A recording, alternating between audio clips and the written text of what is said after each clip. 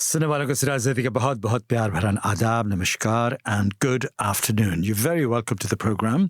You're listening to Apna Radio, broadcasting at 93.9 Dublin South FM. Each Thursday, I'm here with you, and I hope you could be with me too, because with mutually my words and your ears will makes the world a better place to live, because that's what my aim is, to inform you, entertain you, and let you know what's going on in the world, in our lives, and all around us, whatever we're going through. And I'm happy to take comments, actions, and whatever you have in mind. But normally, as I said, I start the program with the news of the week, and that is sort of like a news of the India this week, as we call it, news of the week. So Charmaine Colvin is in the studio, so I would let Charmaine to take it away, the news of the week. So there you go. Sit back, relax, and enjoy the news of the week from India. Good afternoon, I'm Charmaine Colvin, and you are listening to Apna Radio 93.9 Dublin South FM. On India this week, the European Union Indian Commerce Minister 𝐀𝐩𝐧𝐚 𝐑𝐚𝐝𝐢 has said that India is close to finalising large parts of its free trade agreement with the European Union. The remarks come ahead of a visit from top EU trade officials for further negotiations starting the 12th of September. The talks are happening as US President Donald Trump has called on EU leaders to impose 100% tariffs on India and China for buying Russian oil. The US has imposed a 50% tariff on goods from India, which includes a 25% penalty for its transactions with Russia. The US President made the demand during a meeting between US and EU officials last week, discussing options to increase economic pressure on Russia. Trump has said that he plans to talk to Putin on a call this week or early next week. China and India are major buyers of Russian oil, which helps to keep the country's economy and war machine afloat. India and the EU relaunched free trade discussions in 2021 after a prolonged pause and are working to get a deal through by the end of the year. On Tuesday, Mr. Goyal said that 60 to 65% of the chapters of the trade agreement had already been finalised, news agency ANI reports. EU trade negotiators arrived in Delhi earlier in the week to prepare for the talks. Additionally, a 28-member delegation of the EU's Political and Security Committee also arrived on Wednesday to discuss key foreign policy, security and defence-related matters in the lead-up to the upcoming EU-India summit next year.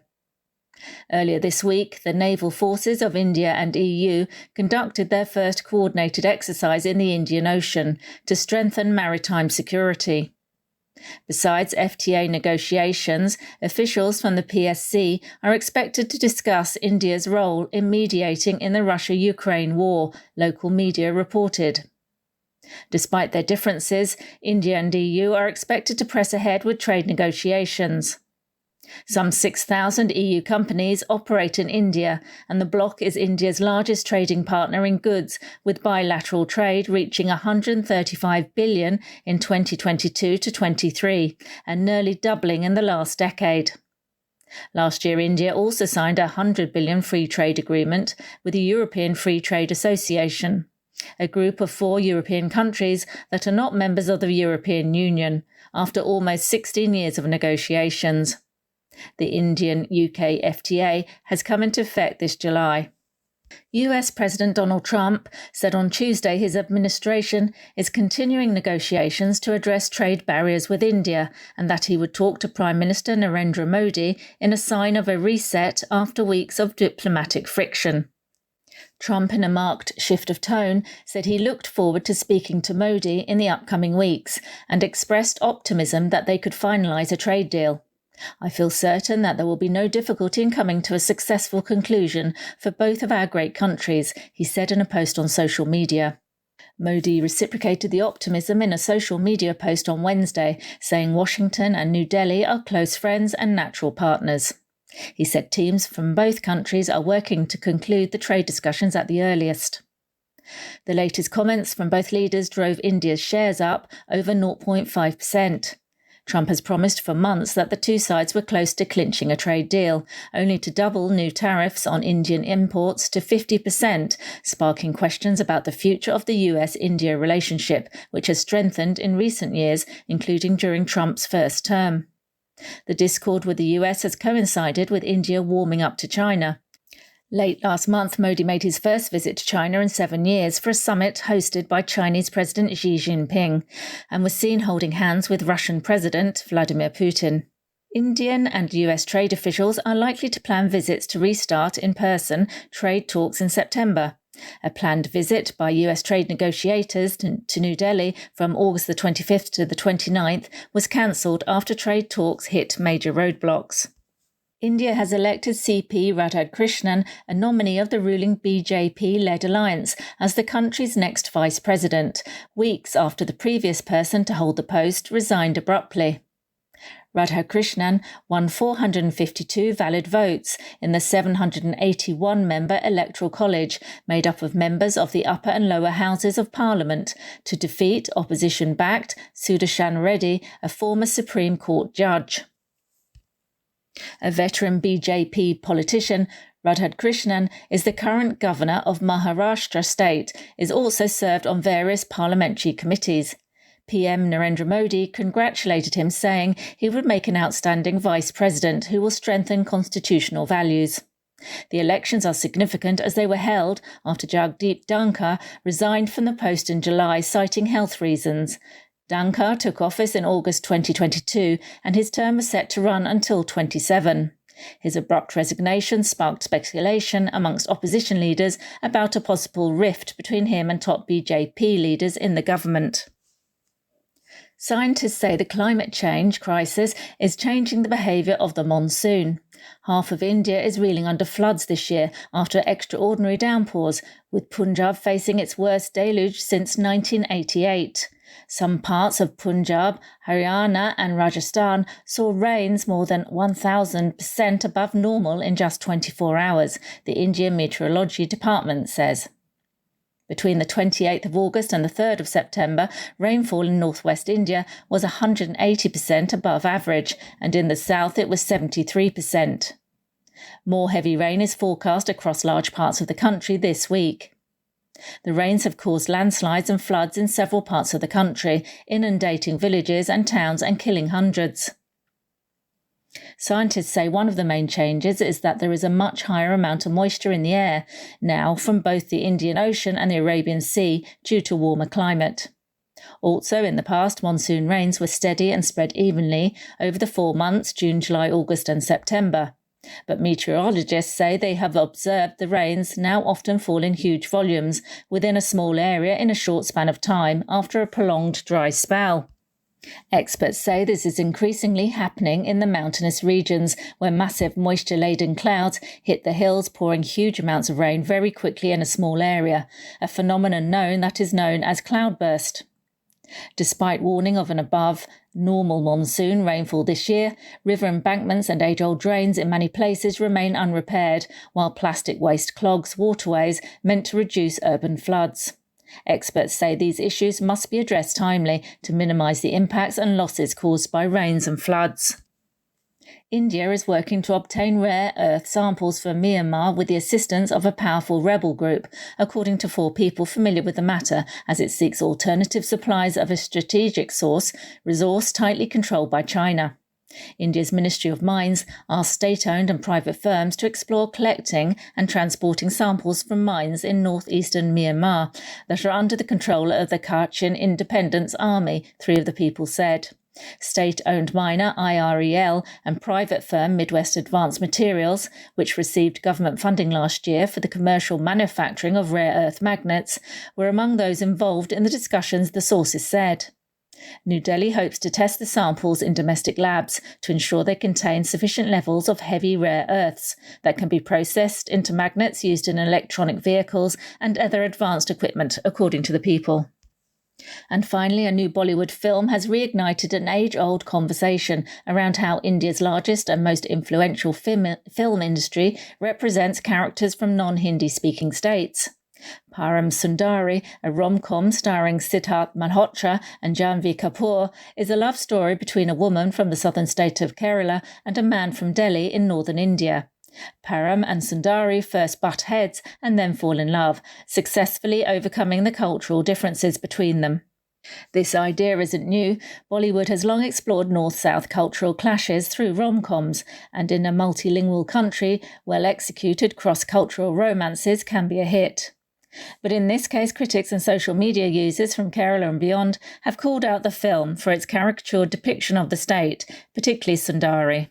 In a blistering review, critic Rajendran slammed the film as generic, exhausting and offensive, saying that it hides tired clichés behind an exotic Kerala setting and a score that overplays the land's foreignness.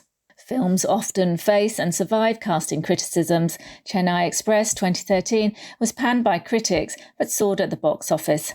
And that's all from me. You have been listening to India This Week on Apna Radio 93.9 Dublin South FM. Thank you so much, Charmaine, for a lovely item that you have actually put together today. And indeed, tipsy-turvy is the word for the Indian diplomacy around the world. Up until yesterday, China was the enemy, and now today, China is the friend. So who knows what's going on in the world out there?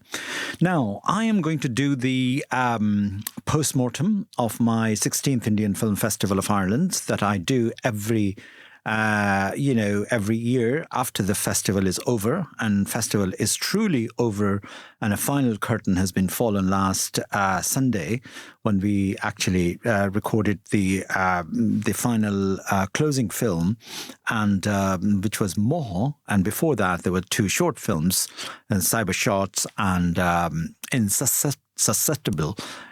Those two films and Irish Baba. There was three short films, Irish Baba, Cyber Short and Insusceptible by 𝐀𝐩𝐧𝐚, who came all the way from Amsterdam. And thank you very much, 𝐀𝐩𝐳, for giving us an opportunity to exhibit your films here in the cinema and making an effort to come all the way from Amsterdam just for attending my little festival.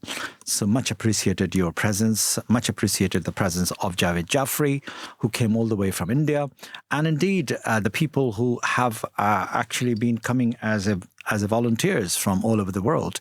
So this is a festival that has been growing very rapidly every year. This year, the festival has been hailed as a mega success because right from the press launch, right up to the opening night, and then the highlight of the festival has always been a gala night, and then the closing film. So this is the structure, four-day structure that happens in the during the festival. What can I say? I mean, I learn all about humanity in each festival. Every year I learn new things and discovered new things about human beings, because human beings are strange creatures. They can be very rude, can be very difficult, can be very obnoxious, can be very loving, can be very soothing, pleasing, all sorts of things. Human behavior is always part and parcel of that. But certain people are opportunistic. Certain people take advantage of the film festival and try to be, involved in a way that they can actually get benefit for themselves. So which I allowed, which I normally allow, because that's what I do. I mean, humanity, that's what humanity is all about, just to give them a chance to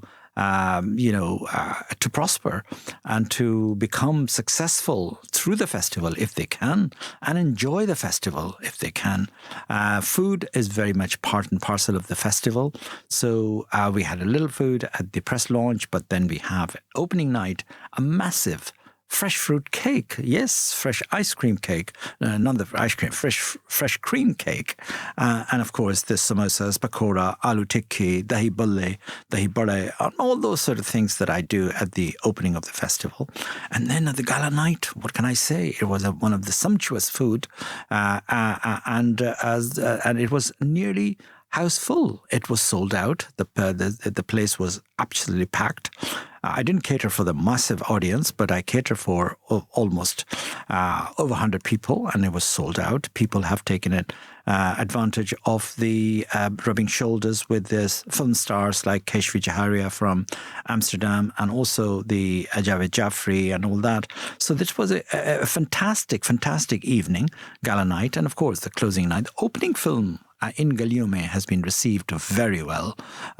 It's a film that I would like to rerun it here in a thickly populated Asian area of Lucan and a view cinema, that I'm going to do it again. And who knows that the impact of that storyline would be on people's, because this is a film about unity of Hindus and Muslims, and how harmony between the communal tension that has been created over the years under the current regime has been tried to diffuse by these type of films. And that is something that I'm really interested, because that's what truly India is all about. India is all about unity, love, care among all religious people, among all faiths people. Unlike the different parts of the world where you have in isolation people living and celebrating and commemorating their own things. But in India and in Indian culture, everything is amalgamated, and people do come together very, very lovingly. So that was the post-mortem. And I would say that thank you very much indeed for my team, Nakul Wali, and also Sanjo Mulverik, and Bindu Nair, all the people who really helped me. Thank you, the sponsors, the advertisers, Mr. Gurbir Singh Chadda, Bittu Bhai, Bittu Vikramjit Singh, and, Conversing. They are the major sponsor. And how can I forget the patron, our patron, Cleona Buckley, and, many other patrons, and of course the friends of the festivals like Mr. Bhandari, Vic Bhandari, who's always been supporting. So many people came and they supported the festival like previous years, and that enabled me to do the festival. And of course the County Council, the Dunleary County Council, has been very kind to me this year, and so all of that made a festival a bumper success. But that's all I can say, a bumper success, and I would expect that to be continued if I can have the support or the bigger support. So we'll explore all that. And I met fantastic people. I met new people. I managed to look after the guest and try my best to be the best host of the festival. Apart from the fact that as a creative director that I spent all year selecting films, making contact with filmmakers and things like that, I created a family of filmmakers, a family of supporters, and a festival of Indian cinema in Ireland is the unique thing. And our aim is to make our own film. So we've been working on it very seriously on short films, and hopefully I will be shooting very soon, another short film that might be screened, and it's called the title of the film is Breaking the Silence. What is it? I'm not allowed to say that because it's a sensitive issue, because I believe in issue-based films which have meaningful, and Breaking the Silence is one of those films. Anyway, what is happening locally is also very disturbing, because over the last few months, if you have seen, there was a plethora of the news item and the plethora of information in the news, national news, television, social media post on the attacks of Indian communities living and working in Ireland. Why it is happening? Let's hear from the horse's mouth, because Sharad has put together a beautiful item that is called Why It Is Happening. This phenomenon, I'll fill you in after this clip. Sit back, relax, and enjoy this information. So this is not new. In recent years, Indians have become one of the most visible migrant communities across the globe. They are educated, hardworking, and ambitious. They have ventured abroad in search of opportunities, economic, social, cultural, They are students, they are skilled workers, they are scientists, business leaders, and overall Indians today form the world's largest diaspora. The numbers tell their own story. Indians make up around 3% of Australia's population, about the same number, 2.9% of New Zealand's. In Canada, Sikhs alone account for about 2% of total population. There are more than 80,000 Indians in Ireland, millions in United Kingdoms, and a formidable high-earning community in the United States. In fact, Indian Americans earn on an average double the US median household income. They also dominate the H-1B visa category. Often, we have heard that they have been accused of fairly or not displacing the locals from high-paying job. So, you see, Indian talent is deeply embedded in global leadership. 1/3 of Silicon Valley startups are founded or co-founded by Indians. The CEOs of Microsoft, Google, top management in IBM's, even the Prime Minister of Britain is of Indian origin.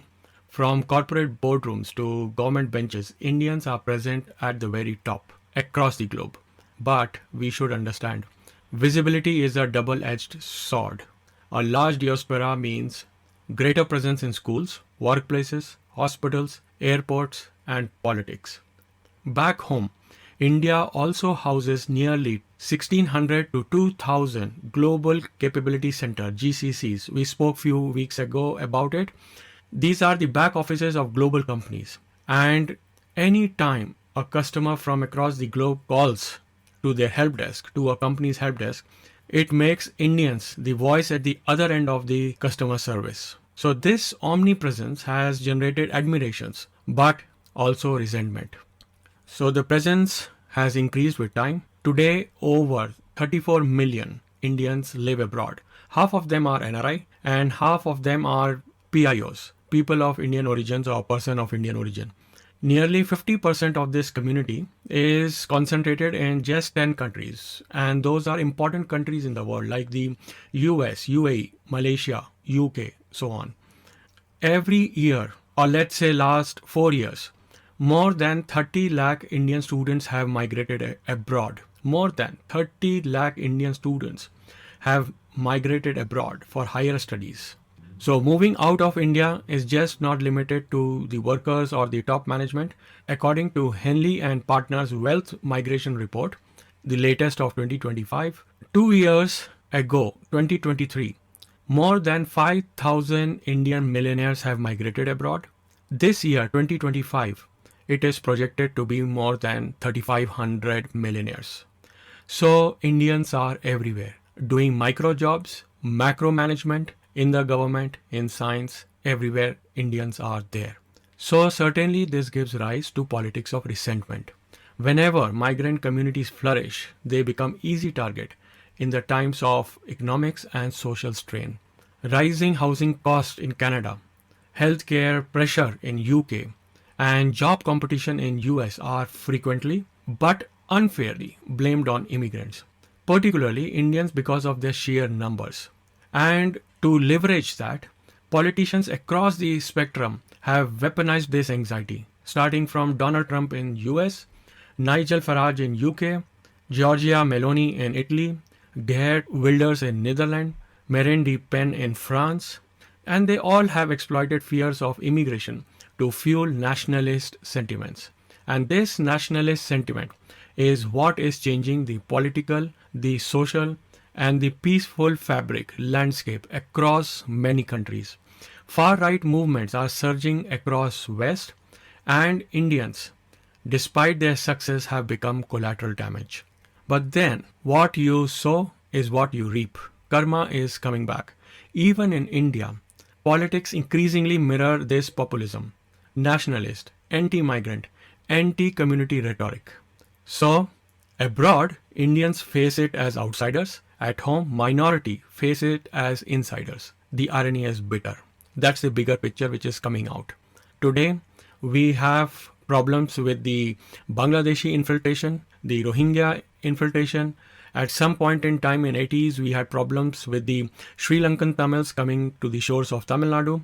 So, time and again, even in India, we had problem with the immigration, both legal and illegal. But currently, there is a mix of admiration as well as backlash. What has triggered this sudden shift from respect to hostility? Even now, it is hatred. You can see the anti-India, anti-Hindu demonstration from Australia to Canada, from New Zealand to UK. And the answer partly lies in the behavior.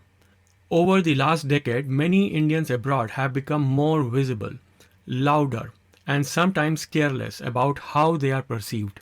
Tourism videos circulating on social media tell their own story, if you would have seen. Spitting pan on clean city walls, mob dancing in quiet tourist squares, blasting Bollywood songs in public places, even using public spaces as toilets and then making a video, posting it online. Such defiance is only hurting the image. Such images spread like wildfire, and they are only reinforcing stereotypes. Indian media or Indian domestic sociology is not helping much. Worse still, Indians themselves are fueling a reputation for scams. Villages like Jamtara are notorious worldwide as scam capitals. Every international scam call answered may have Indian accent, and that is where the Indian reputation is getting chipped away. The trust on Indians is getting depleted. And it is resulting in losses. It is resulting not only in the losses of reputation, lives are lost. According to India's Ministry of External Affairs, in the past decade, nearly 30 Indian students abroad have been killed and 91 seriously injured in hate-related incidents. And this violence, they range from verbal abuse to brutal assaults. And all this show of hostility is no longer abstract. It's a real deal. It is deadly real. The Indian government and their diaspora organizations often celebrate the global footprint of Indian culture. We know that. And it is growing for obvious reasons. Now recently, in his 125th Mann Ki Baat, our Prime Minister, Mr. Modi, proudly cited statues of Maharishi Valmiki in Italy, Ramayana exhibition in Russia, and Hindu temple across Canada. Now, cultural pride is natural, but when it crosses into cultural dominance, it creates friction, or is perceived as much, it stirs resentment. So, what's happening is the Indian diaspora is moving into these global cities. Obviously, they are comfortable living together because that's where the economics grow out of references and contacts. So, over the period of time, there are Indian dominated areas across the country. So, for example, Brampton in Canada, New Jersey in America, Melbourne, Australia, Wembley and Hounslow in Britain. So, they have become sort of Indian colonies. And if you walk through these colonies across, you can feel these cities are less well kept. The civic sense in these cities are observed to a less degree than any other places in the same country. So what it has done is given the politicians a tool to call these cities, these towns as Indian enclaves. And there is this one very far right politician activist in Britain called Tommy Robinson. He was talking about walling or encompassing those cities, those areas. Of course, it was met with high resistance by the government of UK, but still, those are the thoughts that are being put into minds of the local population. So, these enclaves are seen as cultural takeovers. Some see as Indian pride, not as confidence.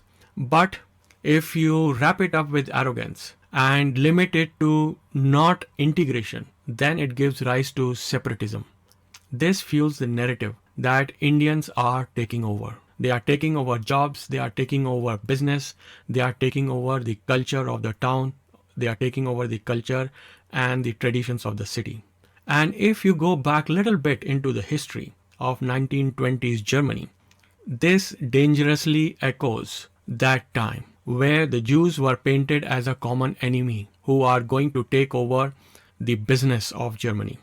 We are not there yet, but there are steps in that direction. Geopolitics is not helping much. there is another factor in the last couple of months, particularly in Europe. In the Russia-Ukraine war, Russia is seen as clear aggressor threatening European peace, and India's reluctance to condemn Moscow, coupled with its vast purchases of discounted Russian oil, tainted its image. So while Europe itself indirectly consumes this oil via the Indian refinery and the export, the narrative has hardened. India is seen as propping up Putin's war machine. And only yesterday we have seen Putin warplanes crossing the lines of Poland. So it is a dangerous situation because Indians are standing on the wrong side of the war as perceived in Europe. Also, because India is seen as propping up Putin's war machines, India overall is losing the long cultivated reputation as a peace-loving, non-aligned nation. Now this is a government policy, not much the Indians can do on the ground, but it is hurting. Further damages had come from the accusations by Canada and the United States that the Indian government had carried out targeted extraterritorial attacks on dissidents. The crisis with Canada was so sharp, if you remember, that visa processing for Indian students were disrupted and respective diplomats were withdrawn. And these charges, still playing out diplomatically, undermine India's moral positioning on the global stage. So Indians are viewed differently. India as a state is accused of aligning with the aggressor or pursuing covert operations abroad, and ordinary migrants struggle against rising resentment in the host countries. So if you combine the weight, it leaves the Indian diaspora walking a tightrope in a divided, hyper-connected world. In a way, Indians abroad are victims of their own success. Their excellence in education, their orientation towards education, technology, medicine, and business have made them highly visible, as we said, and this is actually breeding scrutiny. The more they are seen, the more is the scrutiny.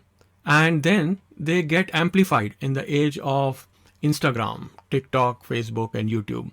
And therefore, one incident is just enough to tarnish the entire community. So the consequence is that Indians abroad are no longer viewed only as model minorities. They are increasingly resented for being too successful, too clannish, too loud, and too omnipresent, taking over the country. With all this, what's next? Throughout history, diasporas have been both bridge and the lightning rod. British Jewish migrants in early 20th century, the Chinese diaspora in Southeast Asia, and later South Asian communities in the West, all faced hostilities as their success intersected with local pressures. But then we should also ask, we have Chinatown in all the countries. Do we face the same problem there? Do the Chinese also attract the same kind of hatred, or beginning to attract same kind of hatred? Although the present moment is not unique, but it is the speed and the visibility that is dangerous. Social media is compressing time, and political entrepreneurs take the moment to quickly translate these incidents into policies. So the question now is whether Indians, both as diaspora and as a nation, will take some responsible actions. Cultural pride is good, no doubt about it, but it must be balanced with humility and respect for local sensibility. Success is admirable, but arrogance and civic irresponsibilities are not. Indians may have more money in their pocket, enough to fly abroad for a holiday, but then it has to be with civic duties. It has to be respect for the local laws, both tangible and intangible. So the world is just not hitting Indians simply out of prejudice. It is reacting. Sometimes unfairly, but many times, I would say, justifiably. Many Indians living abroad themselves are shameful of the act of the tourist coming from India. How they are behaving and presenting themselves. They may go back, but it impacts in the long term the local societies. We should understand that in an interconnected age, every act of misconduct, whether it's a scam call from Jamtara, a viral video of tourists misbehaving with women, with misuse of the property, disturbing the peace and calm in the local communities, or the government accused of targeted killings, it has a global consequence, and India stands embarrassed with those actions. Indian government should also understand that Indian community abroad is an important component of Indian economics. Per year, $130 billion is remitted to Indian economy.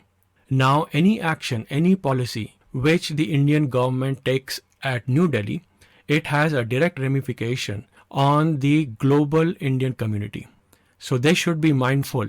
Finally, if India wants to preserve the respect they have earned for last 75 years, they must learn the lesson of this 21st century, that visibility without responsibility is a dangerous game.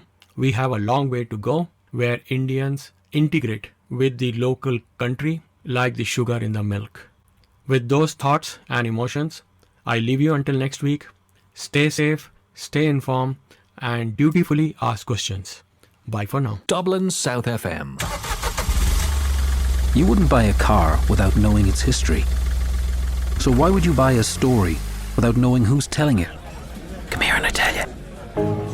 It's not always easy to verify what you see, read, or hear. But now there's help. Visit www.bemediasmart.ie. Stop, think, check. Be Media Smart. Brought to you by Media Literacy Ireland, supported by RTE. 93.9 Dublin South FM. Welcome back to the programme. Indeed, this is Dublin South FM broadcasting at 93.9. Now, what Sharad has just mentioned, responsibility, integration, and visibility because you see, the issue is that we Indians are brown skin, Caucasian looking people rather than the white, so-called in Britain and Ireland and all these places and Europe in general, when you are particularly a white person, and we are non-white people. So this is a racial thing, and this is not a new thing. When I came to England in the 80s, the racism card has been talked about it quite a lot, and it has been. But then, this issue of lack of integration and Indians, hardworking Indians, professional Indians, doing good in their own world, in their own profession, whether it's doctors, medicine, medical doctors in the hospitals, nurses. All of that, it makes it very, very, very, a distinguished existence, and with their strong culture. And that's where I come in to bring the Indian culture into the into a country, a place where it has been considered as one of the most attractive, element. Apart from that, there's a lot of, the culture items that takes place in the festivals of Indian festivals, around Diwali, around Holi. All of that attracts a curiosity among the local indigenous community. But they take it with a pinch of salt because it's not their culture. It's our culture, and therefore this radio program, Apna Radio, which I try to do it in English rather than in an Indian or Hindi language or anything like that. It is a significant contribution to the society we live in, and that is in integrating at mass media level, because in mass media, I have never experienced any racism. I've experienced the covert, unspoken racism, institutional racism, all of that. But I've never, experienced anything on my face. Perhaps I'm not as brown. I'm fairly skinned person, and I could be mistaken by Spanish or Italian or European. So personally speaking, no. But yes, a recent phenomena in Ireland, I'm talking about literally recent last six months, that isolated incidents are happening by the youth, in fact, because the Irish youth have got a significant advantage. Under 17, there's a laws which exempt them from severe prosecution and jail terms and all that, because that's what it is. The juvenile laws are very sort of like soft on youth. So therefore, they are misbehaving with even the local police. And there was a television series called Young Offenders, when they were actually throwing rocks and petrol bombs on police cars. So they have no respect for that. And of course, we have endemic drug problem. We have endemic drink problem. All of that makes it more cruel.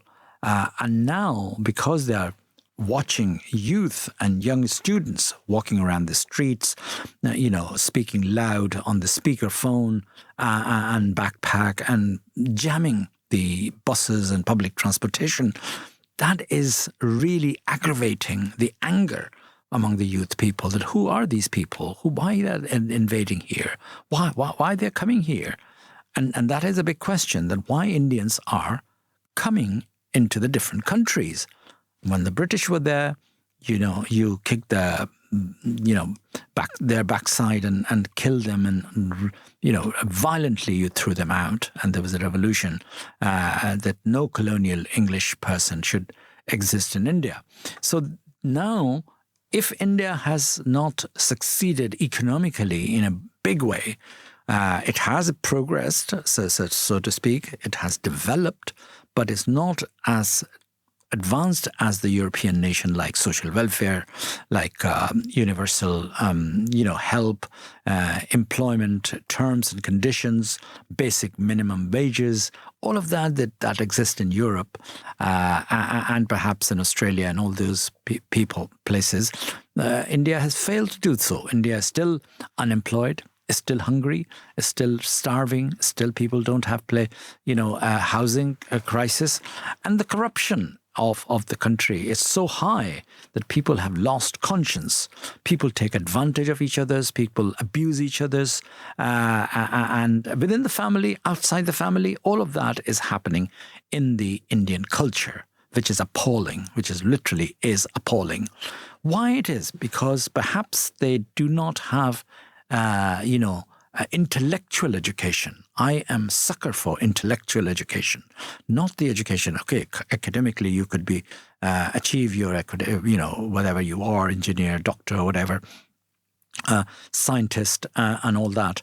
But as an intellectual individual, which you are working, I work in the field of art and broadcasting, and that is my profession. I trained as an actor for 4 years in London, and then I worked in the media sector. I still work in the films and television sector. I was sort of like a part of the major television series in Ireland, like Fair City, like The Bailout, like many other series that I did, television series, which is available on IMDb if you want to watch and feature films, indeed, the big feature films like Halal Daddy, and all that, with Disney studio film in Disenchanted. I never actually have experienced discrimination, to be honest with you. Why? Because I speak proper English, not Indian Peter Sellers English. So Indians coming abroad must be prepared to live a decent life if they can improve their speaking power, if they can improve their communication, if they can improve their presence. They are dirty looking. Yes, absolutely. They have no sense of dress, the dressing up, reasonably, all of that. I'm not criticizing, but I'm observing all of that, because observation is everything. So if you want to come and live in a European country, learn what are the basic norms of those countries are. Then when you engage with the public, they're lying, they're cheating, they're doing all sorts of things. That is another disadvantage area. Yes, they're hardworking. Of course, as I said, you cannot go into any hospital without, the nurses from Kerala, which has been another big controversial issue, which I'll talk about at some other time, because it came to my attention that is going on there as well. So what can I say? I mean, this is something which is very disturbing. It happened in Australia. It happened in Canada, it happened in all those places, and that is creating a massive problem. And UK has always been, because now Ireland has a visibility of the non-Indian people who are visibly different from the other people. So that is, as I said, it is creating some sort of a impact. It is creating some sort of a disturbed impact, should I say, and attacks on children or youth, mainly students, I would say, not professional people that much. But all of that is making many issues but response from the Irish government has been phenomenal. From the president himself, Michael D. Higgins, to the Garda Síochána, the head of the police, the newly appointed commissioner, ministers, deputy ministers, prime ministers, all of them, and of course the press and the media, has always been very, very supportive to the Indian community. Why? Because Indians are working very hard and running the economy of this country, paying taxes and contributing to the nation.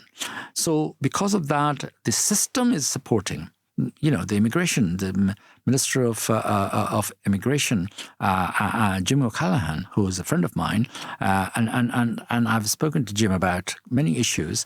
This kind of things are all supporting the Indian community, but they have to, it's a two-way street, as they say.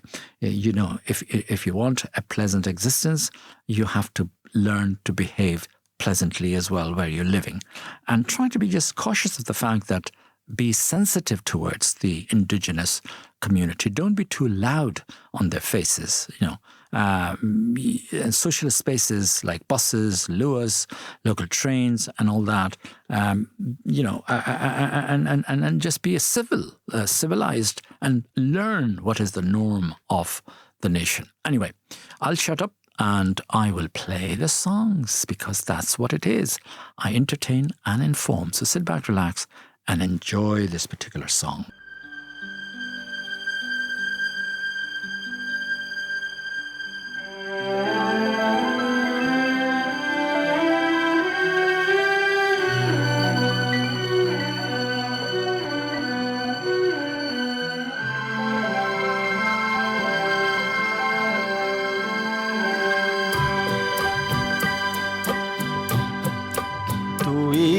तरह से मेरी जिंदगी में शामिल है, तू इस तरह से मेरी जिंदगी में शामिल है।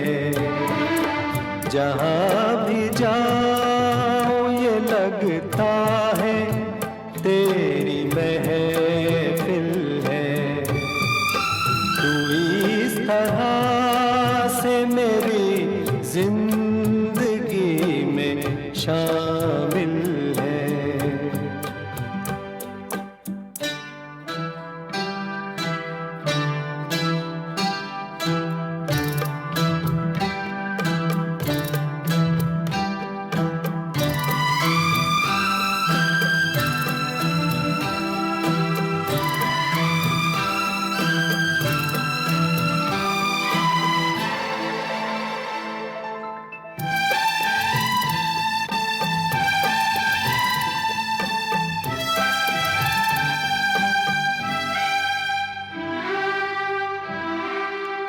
ये आसमान, ये बादल, ये रास्ते, ये हवा, ये आसमान, ये बादल, ये रास्ते, ये हवा, हर एक चीज है अपनी जगह ठिकाने से।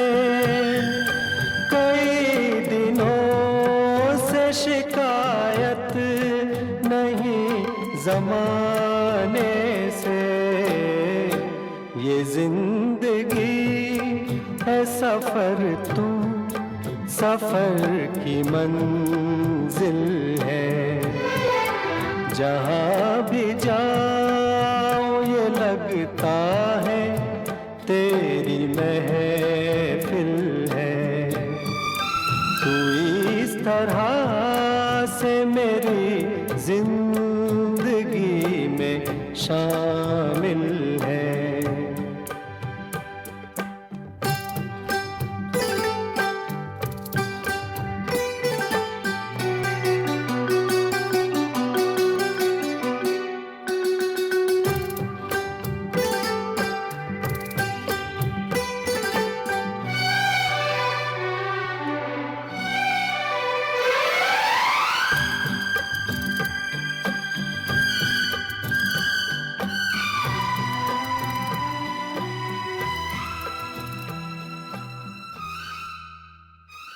क्या मेरे भाइयों, तू इस तरह से मेरी ज़िंदगी में शामिल है। और कभी कभी जब कोई बहुत ही करीब आता है आपके और इस तरह से शामिल हो जाता है तो आप you feel like something different. Meeting people, meeting new people always is something that people and humanity should welcome. Human being, I welcome that, and I value people to the core of their existence. What happened this year was very great phenomena because I took a theme, a very bold theme above all sort of so-called Indian society. I tried to create a theme called Peace in the World, Make Films Not War. And you know where I've taken this phrase, make this not war. Anyway, and I can't say that on air. But talking about that, I've been fallen in between the two stools, should I say. And I don't have much time if I like to play another track, but let me quickly tell you the story.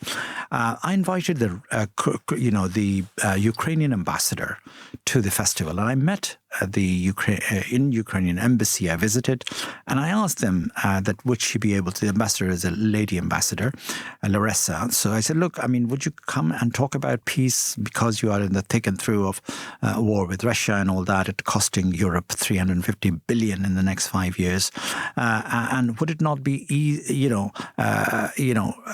make sense that you come and talk about it? She said, yeah, I'd love to visit. I'd love to come, and not herself, but the first secretary, Demetrio.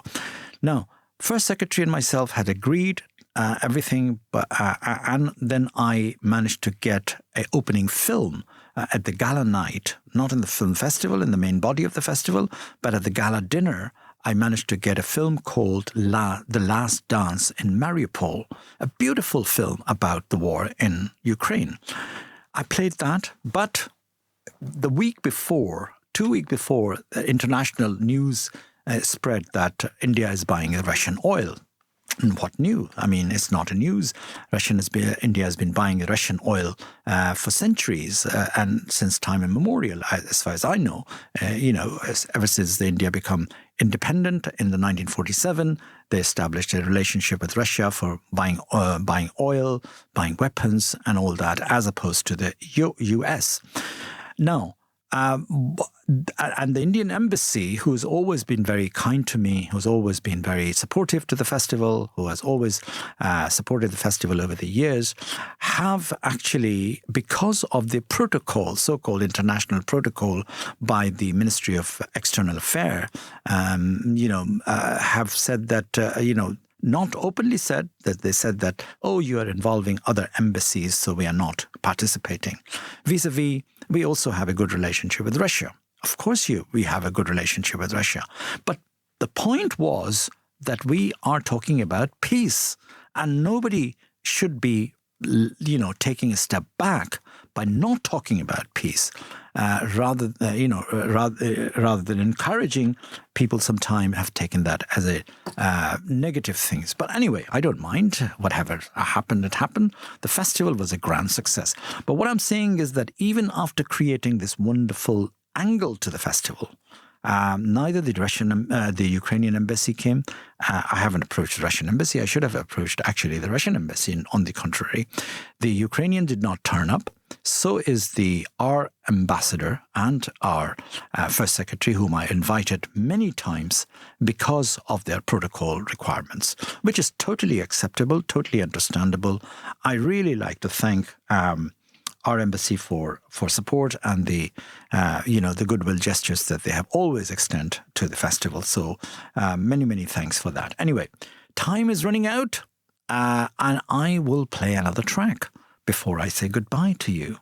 Sit back, relax, and enjoy this particular track.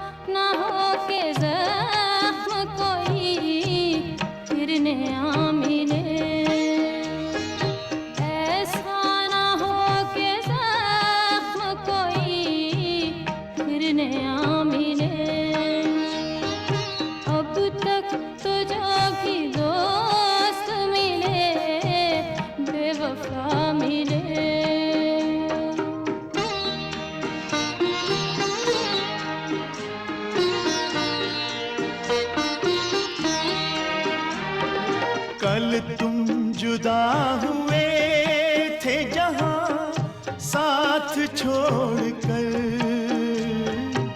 हम आज तक खड़े हैं उसी दिल के मोड़ पर। हमको इस इंतजार का कुछ तो सिला मिले, हमको इस इंतजार का कुछ तो सिला मिले। दिल की ये आरज़ू थी कोई दिलरुबा मिले, दिल की ये आरज़ू थी कोई दिलरुबा। जी मेरे भाइयों, जिसकी दिलरुबा मिले उसकी आरज़ू कभी पूरी होती है, कभी नहीं पूरी होती है, लेकिन शायद what can I say? Anyway, I'll talk about that some other time. Bye for now. Time has run out, and indeed, it was a pleasure talking to you, and thank you for listening to my show. Bye for now, and see you next week.